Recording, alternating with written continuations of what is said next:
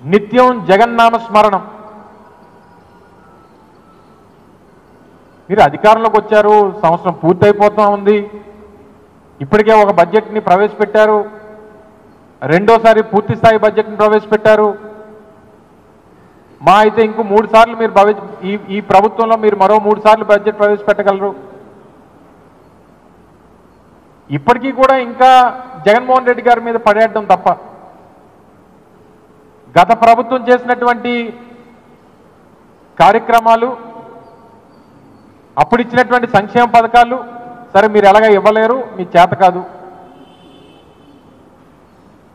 మీరు కేవలం ప్రజల తాలూకు ఆశల్ని, వారి నమ్మకాన్ని, వారు ఏదైతే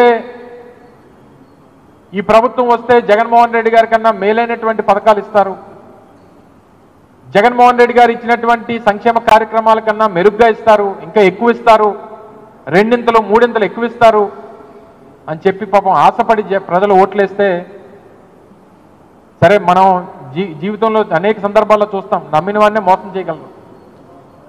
మనం ఎవరినైతే ఎక్కువ నమ్ముతామో వాళ్ళే మనం మోసం చేయగలరు. ఆ రకంగానే గతంలో అనేక సందర్భాల్లో చంద్రబాబు నాయుడు గారు అంటే మోసం అని చెప్పి తెలిసినా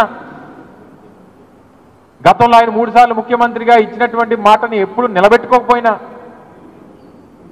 ఆయన చూపెట్టినటువంటి ఆశని ఈరోజు ప్రజలు నమ్మి ఓట్లేసినందుకు మళ్ళీ నట్టేట ముంచేసేటువంటి కార్యక్రమాన్ని చేశారు.